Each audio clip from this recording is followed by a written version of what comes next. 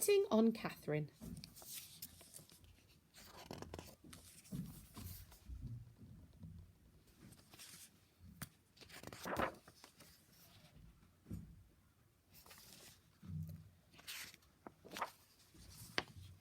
Katherine loved to count. She counted steps to the road, the steps up to church, the number of dishes and spoons she washed in the bright white sink.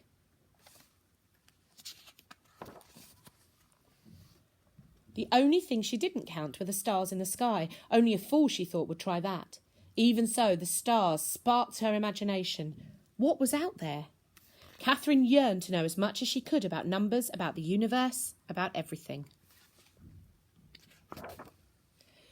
Katherine's boundless curiosity turned her into a star student. She was so bright she skipped 3 whole school years. She catapulted right past her brother. He wasn't too happy about that. By the time she turned 10, Katherine was ready for high school. Back then, America was legally segregated by race. Segregated means separated. Her town's high school didn't admit black students of any age. Katherine burned with fury. She wanted more than anything to keep learning. There was still so much to know. Count on me, Katherine's father told her. By working night and day, he earned enough money to move the family to a town with a black high school.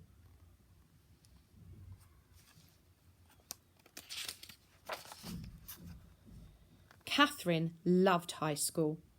She was very good at every subject, but maths was still her favourite. She dreamed of becoming a research mathematician, making discoveries about the number patterns that are the foundations of our universe. In those days, though, there were no jobs as research mathematicians for women. Professions most available to them were teaching and nursing, so Katherine became a primary school teacher. She liked her job and she loved her students, but she never stopped dreaming about exploring numbers.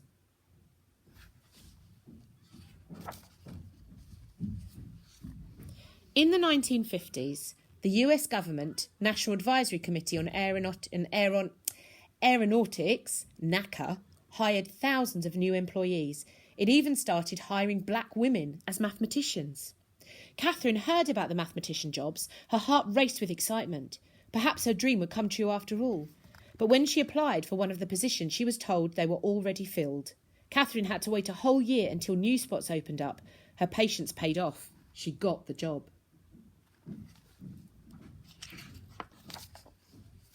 A few years later, the Soviet Union, that's what Russia was known as, sent a rocket ship into space, launching a space race with the United States. NACA was rolled into a new space agency, the National Aeronautics and Space Administration, NASA. Katherine now found herself at the heart of America's space program. She worked as a computer. Electronic computers were not widely used yet, calculating long series of numbers. All the computers were women. They were given the tasks that men thought were boring and unimportant. That didn't bother Katherine. She knew that without her contributions, a spaceship couldn't reach its destination, nor safely return to Earth.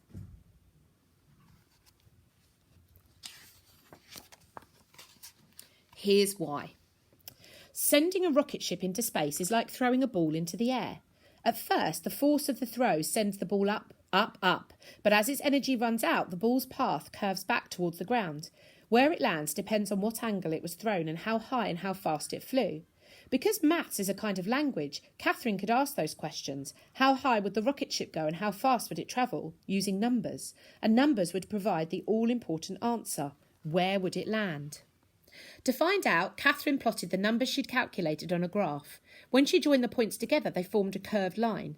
At the end of that line was Earth at the time the rocket ship launched. At the other was where Earth would be when the ship landed.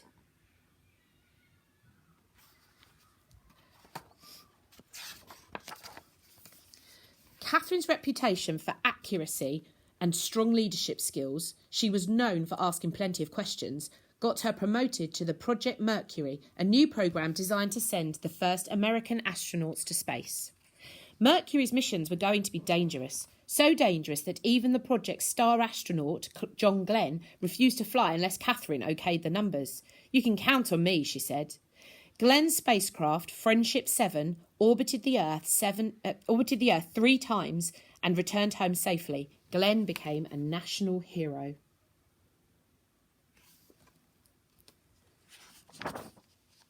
Katherine was promoted again.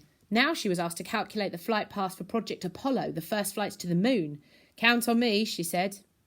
On July the 20th, 1969, the Apollo 11 astronauts walked on the moon. Their feat was celebrated around the world. More triumphs followed. Apollo 12 rocketed to the moon in November 1969.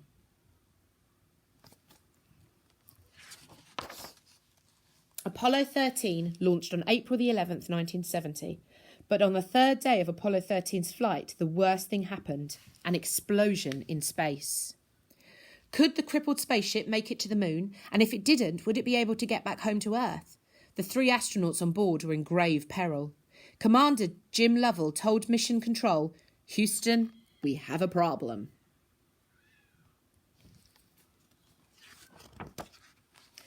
Back on Earth, Katherine Johnson got a phone call. Her flight path calculations would have to be done all over again, and perfectly. It would be the toughest challenge of her life. Katherine told Mission Control, "You can count on me." She rolled up her sleeves, took a deep breath, and began doing the maths. She worked hard and fast. A few hours later, Katherine's calculations were finished. The flight path to return home would take the ship around the far side of the moon. From there, the Earth's gravity would act like a slingshot to zing the ship back to Earth. To get home, the crew of Apollo 13 would have to follow Katherine's course exactly by burning off fuel at precise intervals. If the astronauts made a mistake, their ship would drift through space forever.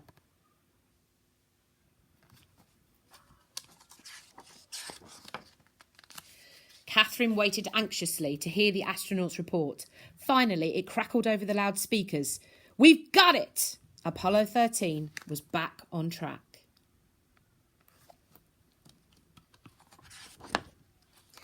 Katherine Johnson had done it. She'd brought Apollo 13 home. She was no longer the kid who dreamed of what lay beyond the stars. She was now a star herself.